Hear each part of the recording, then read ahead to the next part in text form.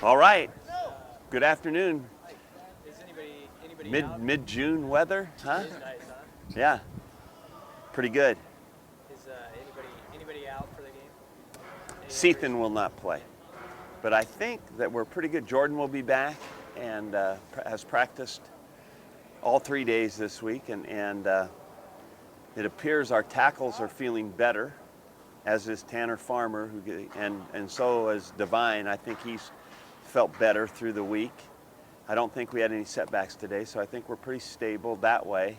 We're still missing Sethan, but in general, pretty good. Kyron Williams has gone home for personal reasons. He's missed 2 practices, but will rejoin us tomorrow morning. Mentioned Sethan. Is he making progress to come back, or where's he kind of at right now? Sethan Carter is definitely making progress. He is running, doing a little bit of lifting, not with his arms as much as his legs, and then has worked against the bags a little bit, blocking, caught a few balls, so he's coming back.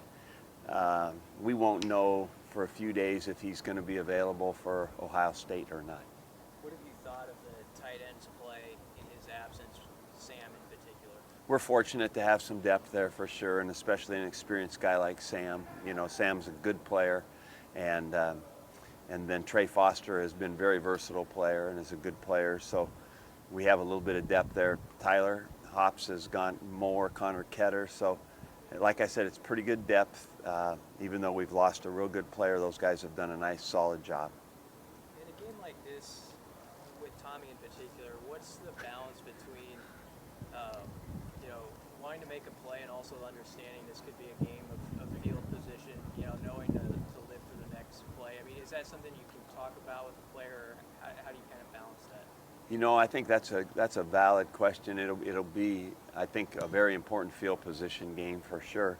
Their defense has been very stingy, so when we get good field position, we got to get some points. We got to make them pay, and then the longer we make them drive, obviously, the better for us. We are both teams that have had a high level of time of possession, and so when you get field position, when you get an opportunity, you got to go get some points.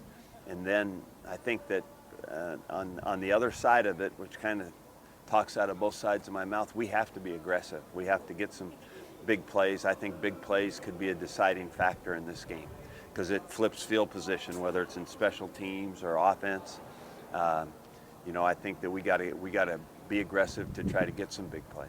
Mike, general question. Your best couple road teams, what made them good road teams? What kind of stood out about them maybe? I think our best teams on the road have been teams that really had tremendous confidence, and kind of embraced the idea of being on the road. That, they enjoyed going into another ballpark and beating the other team and enjoyed all the parts of it. And we're not in any way intimidated by crowd, environment, noise, whatever it might be. So, and usually that means older. They've been around a little bit, and I have great faith that this team is like that.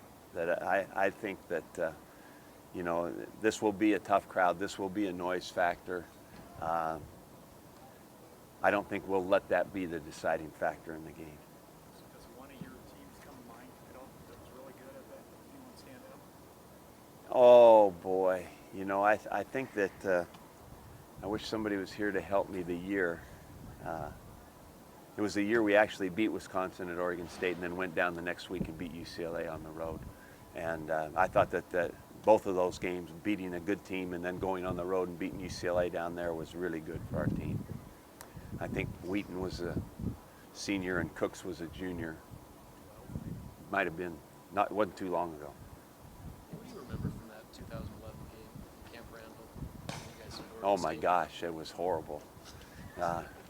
Russell Wilson was, it was like the coming out party for him. He's a good player, and I remember a great atmosphere. It was a great college football day, and they were a good team.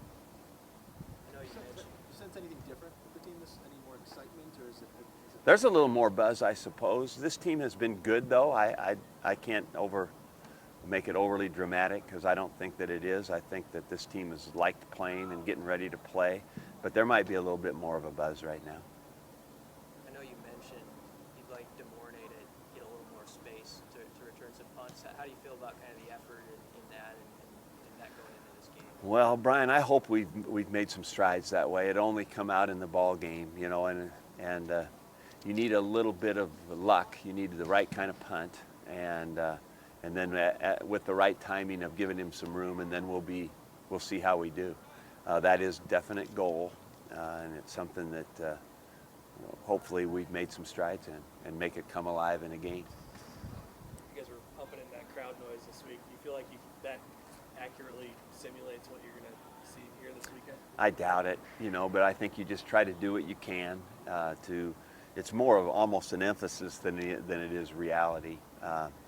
But it's good because it does force our guys to have to deal with it, and I'd say it was pretty good crowd noise as far as hampering communication. How did they deal with it? Pretty good. We did have some problems in all days, probably except today. We had some problems with false starts. So. I know you're used to night games. These guys are used to night games, but for a big game like this, is it tough to keep guys, maybe even yourself, from bouncing off walls on Saturday? I mean, what's kind of that like waiting for a game like that? Yeah, you know, I've thought about this game in particular that way. It'll be a long wait for a much anticipated game. I hope they sleep in well. You know, I use a lot of the morning to do that. That would be great, and then it won't seem so long. All right, thank you all for being here.